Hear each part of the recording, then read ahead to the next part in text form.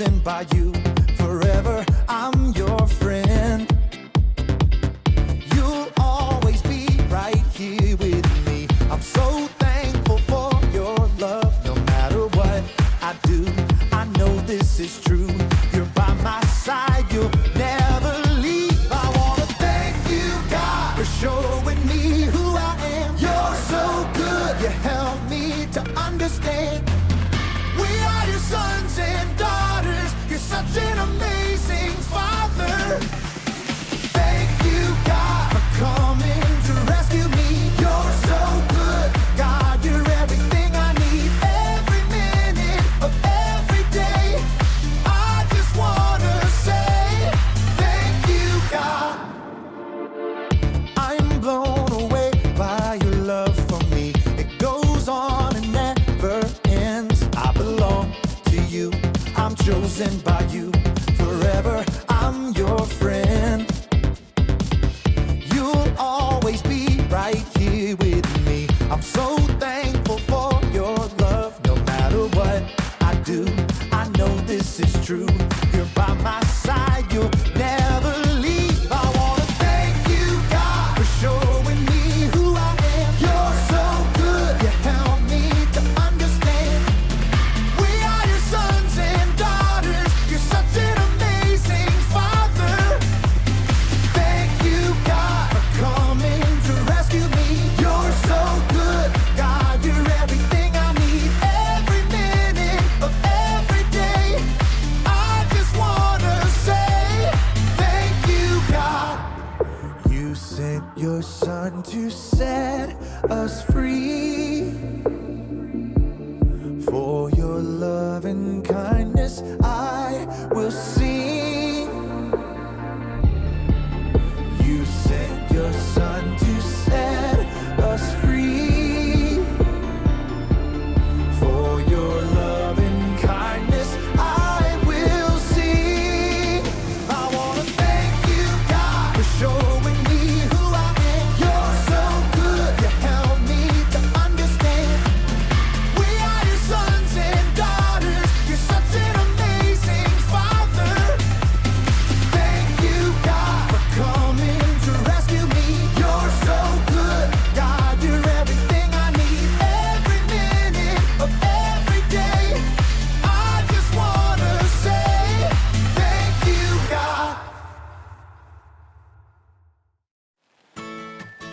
It's good. Thank you. No problem. Welcome to Story Lab.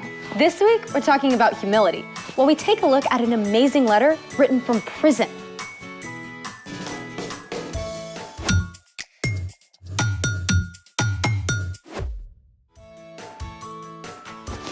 Hey, I'm Sebastian. And I'm Skylar. We're talking about humility, which is putting others first by giving up what you think you deserve. I think one of the best ways of putting others first is by helping them eat well. Like a box of fudge rounds. I was thinking more of tasty veggies. My relationship with vegetables is complicated. How about this vegetable? Are you for real? Yep, world's heaviest carrot, according to the Guinness Book of World Records. That's gonna need a lot of ranch. Then there's this. World's biggest cabbage? Yep, It's like part of some prehistoric jungle. I feel like we should see some dinosaurs roaming past it. speaking of which, It's a Vegisaurus! world's largest mixed vegetable sculpture. Amazing. Slightly terrifying. Our guest today knows a thing or two about veggies. He builds with them? Nope, he grows them. Great. I'm ready. Hi, Phil. We're so excited to talk with you. Hi guys, hey, it's good to be here. Can you tell us a little bit about what you do? Sure, I run Sheriff Farms, which is a small market garden that supplies an average of 40 baskets a week, all 4 seasons of the year to our 65 families. Wow. What's your farm like? Well, it's a very intense little farm. It's a 1/4 acre if you do the math of how much we actually grow on. But we grow all major food groups. That's what makes a market garden a market garden. It has a variety of crops, a great diversity of crops, and we grow them all. Everything from broccoli and cabbage and beets and carrots and lettuce and kale and bok choy, onions and garlic, and a lot more. So, any watermelons? No watermelons. The watermelons would cover this entire garden. So you have a special plan of what you plant? Absolutely. I can tell you what I'm planting next year and where I'm going to plant it. We rotate our crops every year into a new space. And so ideally, the same crop isn't planted for almost 8 years if I'm managing the garden well. Wow, that's a long time. Okay, it's easier on the soil and allows the garden to produce very well. A good garden is always giving back to the environment. So, it's like you have to get to know your dirt. Yes, and that's where it really gets fun, because in the creation story of Genesis, God tells the earth to bring forth vegetation. I'm always amazed at how the ground can adapt and respond to good care and love with such energy and life, like this. So farming is really a lot of hard work, right? I do work hard, but you know, everyone works hard. I get to choose the times when I work hard. All the vegetables you provide are such an amazing way to serve the community. Well, I'm glad I can do my part. But really, I'm only one gardener. In fact, that's how I sign my emails to my updates of my customers. One of you gardeners. How's that? Well, I love it when people come to my farm to pick up their produce for the week, and they can see where it all comes from, and they can see the person who's actually involved. But in reality, most of our food comes from people that are laboring, whose names we don't know, whose stories we'll never hear, and they have to work under tough conditions.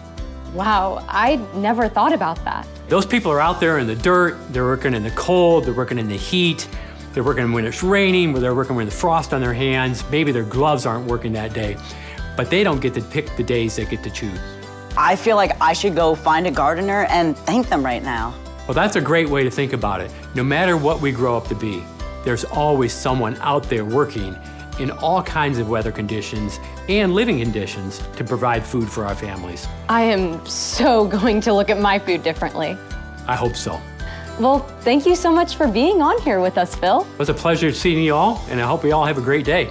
Bye, Phil. Bye. I want a giant, colorful salad right now. As long as there's plenty of this. I love how Phil reminded us to pay attention to those growing our veggies behind the scenes. Yeah. Now, it's time for... The story before the story. Today, we're in Philippians, the 11th book in the New Testament. Philippians is a letter written by the Apostle Paul to the young church he started in the Greek city of Philippi. But before Paul, way back in the beginning, out of a deep, deep love, God made an amazing world.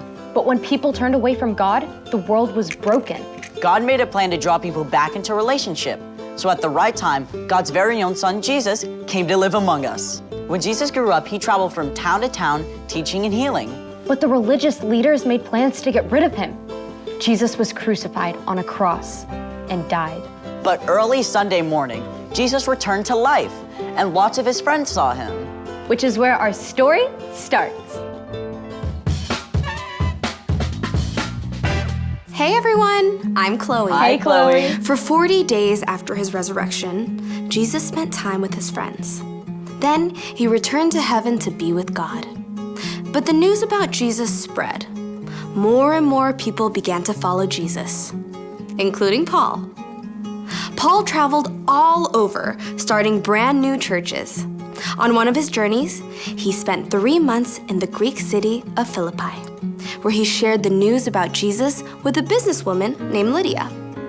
Lydia welcomed the new church to meet in her home, and it grew quickly, even after Paul was thrown in prison.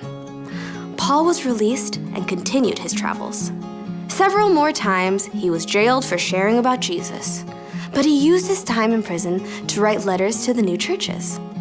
In a letter from Rome, Paul encouraged the Philippians to put others ahead of themselves.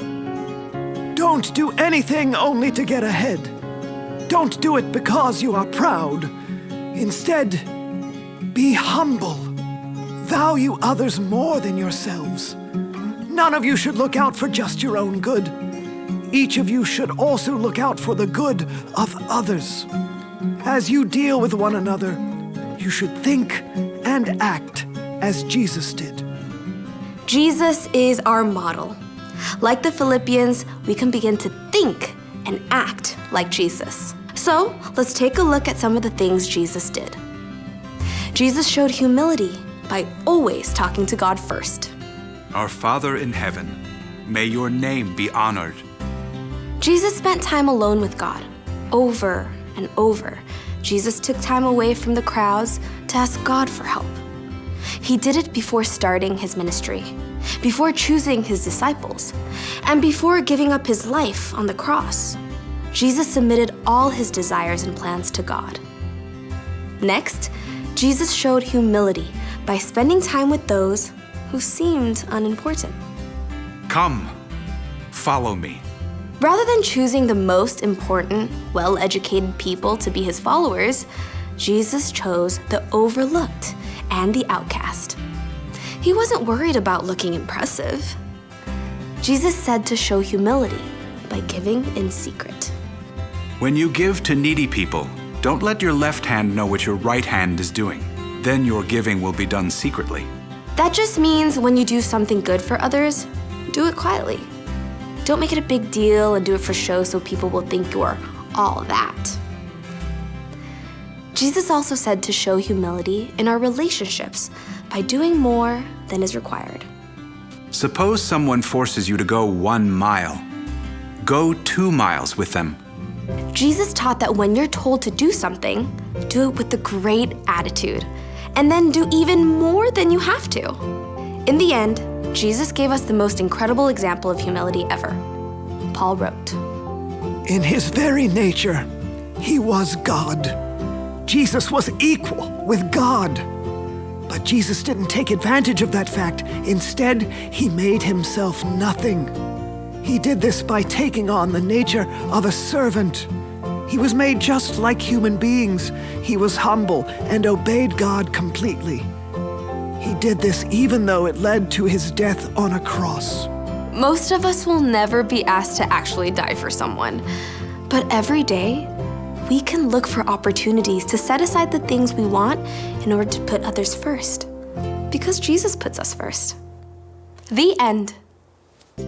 Gotta be honest, this one is hard. Yeah, I mean, it's just so easy to default to what I want and what I need. That's right. It takes practice to pay attention to what other people need. And then to find ways of putting them first. So, what's our part in this story? Well, because Jesus put us first, we can live forever with him. Instead of living for ourselves, we have the freedom to put others first. Just like Jesus did.